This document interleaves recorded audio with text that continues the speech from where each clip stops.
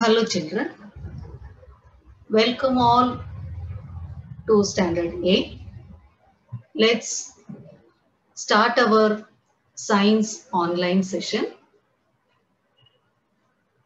Uh, Today, this session, we will start our chapter 4, materials, metals and non-metals. Children, if I ask you, what can you see in your surroundings? You can tell me. You can see various things around you, isn't it? So things, or you can tell, things are of various types, and things are all made up of various substances or various materials. And these substances, and even in our seventh class, we have learned that during chemical reaction, the substances undergo chemical reaction and new substances are formed. And these new substances, they are different from those which underwent the reaction. That is, it is entirely different from that of its original one. And if the substance, if it cannot be broken down further by chemical reactions, that is by cooling or by heating or by any physical process or by chemical process, we call that as an element. For example, if you can tell, sulfur is an element, like iron, carbon, these are all called as element. And the smallest part of an element, what we call that as an atom. And an element, it contains only one kind of atom. That is, the atom of an element, it remains unaffected by physical changes in the element. Even though if the physical changes, that is, for example, if the element undergo different states, for example, atom of liquid sulfur, if you compare that atom with solid or with gaseous state, all the atoms present in sulfur would remain the same. So the atom of liquid sulfur would be exactly the same as the atom of solid or vapor. And although we have an n number of infinite variety of substances around us, the number of elements forming these substances is limited. There are 118 naturally occurring elements. So it is very important for us to classify elements. So the classification, the elements are mainly classified into metals and non-metals. So most of the elements, they are metals, and some remaining are either non-metals, or it will be classified into metalloids. So what are metalloids? Metalloids are those which possesses both the characteristics of metals and non-metals. Got it? So elements are mainly classified into metals and non-metals. Other than that, some metalloids are also present. What are metalloids? Metalloids are substance or elements that possesses both the characteristics of metals and non-metals.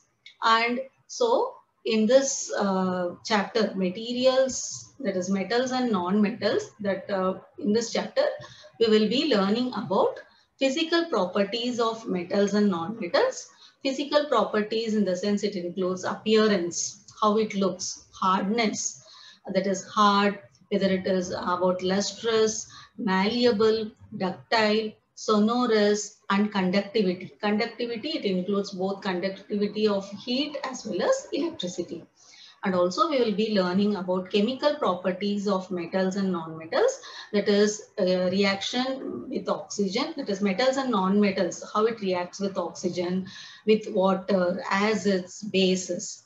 And finally, we will be learning about different uses of metals and non-metals. Okay, children, now let's start. That is occurrence of metals and non-metals. Some occurrence, where it is found, how it is found. Some metals like gold, silver, platinum, etc., they are found in free state. But most metals, they are formed in the combined state also. It combined with other element in the form of, suppose if metal combined with oxygen, it forms oxides. Then sulfur, it forms as sulfides. With carbon, carbonates, silicates, etc. So metals like gold, silver, platinum, they are found in free state. Most of the metals are found in combined state as oxides, sulfides, carbonates, silicates, etc. Now, so about non-metals. Some non-metals, they are found in free state. Example, helium, neon, argon, etc. And some are found in free as well as in combined states, like non-metals like sulfur, phosphorus, etc. So non-metals also found in free state as well as in combined state. Now let's start with our physical properties of metals and non-metals. First, it is about state, physical state. If you see most of the metals, they found only at solid state, at room temperature. It found only in solid, it remains solid at room temperature. One exception, that is mercury. You know that familiar example, mercury, isn't it? Mercury is a metal which is found in liquid state at room temperature. And other new example for you is gallium. Gallium is also a metal which found at liquid, which remains liquid at room temperature. Other than this mercury and gallium, remaining all other metals are found at solid state at room temperature. But if you see that non-metals exist in all the three states of matter at room temperature. For example, it may be found at solid, liquid, as well as gases. For example, most non-metals it found in mostly in gases and solids. Gases like example oxygen, nitrogen, etc. And solids, we get very familiar example carbon. Carbon is a non-metal which are found in solid state. So metals exist only in solid state. Most of the metals exception metal mercury and gallium found in liquid state at room temperature. Non-metals, it exists in all the three states, but most of the non-metals exist in gases and solids. And now next physical property, luster. What is luster? It is shyness. Metals, for example, you know your familiar example, gold, silver, copper, etc. They are all lustrous, which means that they shine. They reflect light from their surface and can be polished. So this property, what we call that as luster. Luster means shyness. But non-metals on the other hand, for example, coal, they are generally dull and they do not reflect light. Means they lack metallic luster. That is why they are called as non-metals, isn't it? So first property we have seen about state of metals and non-metals. Now second we have seen about luster. Luster means shyness. That is, they reflect light from their surface. Metals have metallic luster, non-metals do not have luster. And next property, if you see that malleability, metals such as silver, aluminium, copper, almost all metals, they are malleable, which means that they can be beaten into thin sheets. So this property of metals by which they can be beaten into thin sheets is called as malleability. So metals are all malleable metals. What is malleability? The property of metals which can be beaten into thin sheet is called as malleability, and those metals are called as malleable metals. Since non-metals, they can break easily. We cannot beaten them into sheets. So they do not have the property malleability.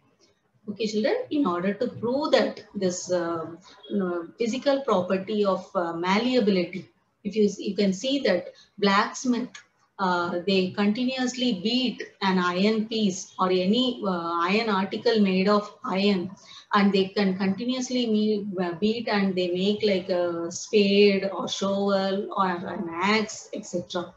The same, do you find change in the shape of these articles on beating? Yes. Would you expect similar change if you try to beat a non-metal, for example, piece of coal? If you continuously beat, what will happen? If you beat, it will be it become powder, isn't it? It cannot be turned into sheets. So we can see that the shape of the iron nail or aluminium wire, they can be changed on beating. And if they were beaten harder, these could be changed into sheets. So you might have familiar with silver foil, which is used for decorating sweets. Above the sweets, they put that silver, very fine layer of silver coating. And this also, because how this is formed, because of the property malleability, they beat it into very fine sheets. With the same property of malleability, we also have that aluminium foil which is used for wrapping food, isn't it? So the property of metals by which it can be beaten into thin sheet is called as malleability. So this is an important characteristic property or important property of metals. And the same, we must have noticed materials like coal or pencil lead, where they do not show this property. That is, they do not have the property of malleability. Now, let us have some activity to show that metals are malleable. Metals have the property called malleability. You have to take a small iron nail or a piece of coal or a piece of the aluminium wire and pencil lead. And first you have to beat the iron nail with hammer. While using hammer, you have to be very careful not to hurt yourself. And if you try to hit hard, you can see that iron nail become flattened. The same aluminium wire also, isn't it? The same kind of treatment, if you same type of hammering, if you do it on the piece of coal or pencil lead, what will happen? That is, you can see that in the table given here, iron nail get flattens and aluminium wire also get flattens, but coal piece and pencil lead, it breaks into pieces. So we observe that iron nail and aluminium wire becomes flattened and becomes thin because metals are malleable, that is, they can be shaped into thin sheets. When we strike the hammer, the shape of the nail changes and becomes flat. But non-metals like coal and pencil lead, they are very brittle and fragile. When we strike them with hammer, they don't flatten. On the other hand, they get shattered or breaks into pieces. So inference, or conclusion, what do we understand? Metals are malleable, that is, they can be beaten into thin sheets, whereas non-metals are not malleable, that is, they are very brittle. And what is the use of this property? That is application. We can see all the kitchen utensils are made up of metals like aluminium uh, and copper, whatever it is. They are made by using this property. That is, kitchen utensils are made up of metals because of the property called malleability. The same way, thin aluminium foil, which are used to wrap food, is a thin sheet of aluminium which is made by beating the aluminium, isn't it? By beating continuously, it made into sheet by the property called as malleability. And now next property, we'll see about ductility. Ductility, where do we find the use of aluminium and copper wire, isn't it? Copper wire, especially for conducting electricity. And have you ever seen wires made of coal? Coal is a non-metal, isn't it? Definitely not. So the property of metals by which it can be drawn into wires is called as ductility. So what is ductility? It is a property of metals by which it can be turned into wires. And the ductile metals are those metals which can be drawn into wires. Example, copper wire. You can see copper, aluminium, iron wire, etc. Isn't it? Now, next property we will see about conductivity. Conductivity means whether it can conduct heat as well as electricity. If you see that, can you hold a metallic pan with without plastic or wooden handle? You will get hurt, isn't it? So the same way, if you see with other examples of kitchen utensils which are used for cooking, for example, pressure cooker, whatever it is all made up of handle which do not conduct electricity. And so on the basis of these experiences, we can say about these wood or plastic are all bad conductor of heat. Isn't it the same way you may have seen electrician using the screwdriver, the handle, which is made up of plastic, isn't it? So this, why? Because plastic is a bad conductor of electricity. So while handling with electrical equipments, he will not get electric shock. That is why its handle is made up of plastic. So all these metals are bad conductors of heat and electricity. The same way, kitchen utensils are made up of metals. Why? Because it has to conduct heat so that we can cook food easily.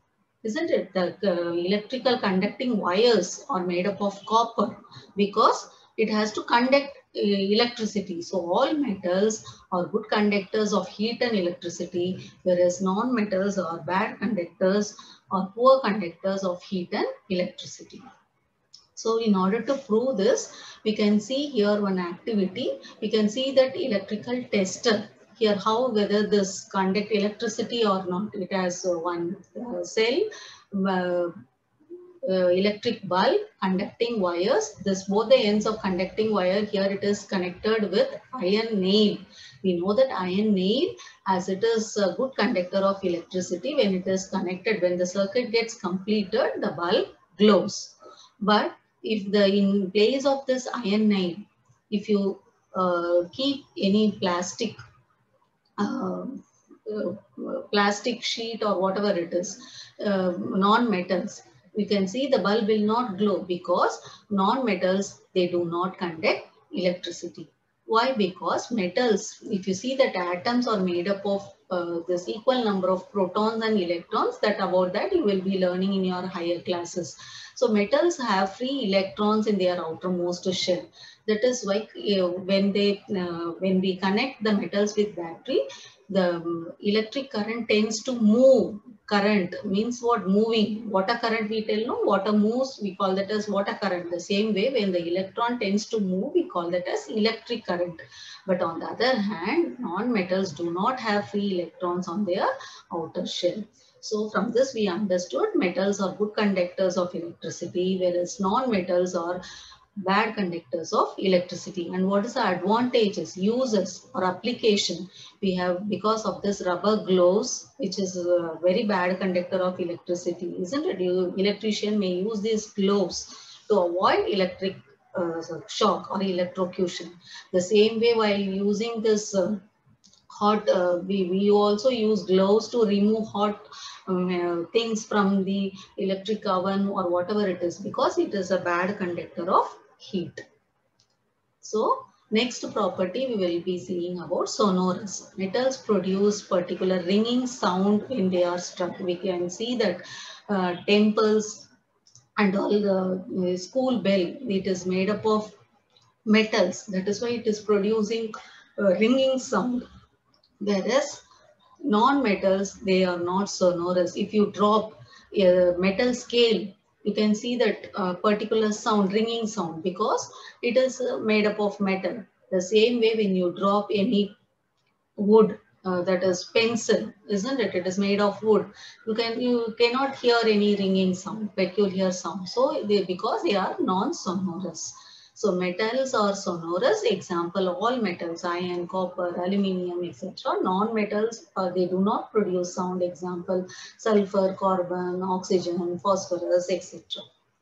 So children, In this session, we have learned about physical properties of metals and non-metals, about state. All metals are solid except mercury and gallium are in liquid state. Metals are hard. They are hard, very hard, except sodium and potassium. About this, we will be learning in our future session. Metals have metallic luster. They are high. They have high melting point and boiling point. They are malleable, they are ductile, and they are good conductors of heat and electricity and or sonorous. On the other hand, non-metals are found in all the three states.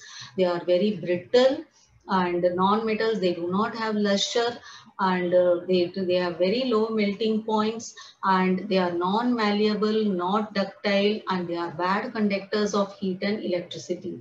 Exception is graphite. Graphite is a non-metal which is a good conductor of electricity. Non-metals are not sonorous. Okay, children, we have seen about physical properties of metals and non-metals. That's all for this session. Thank you.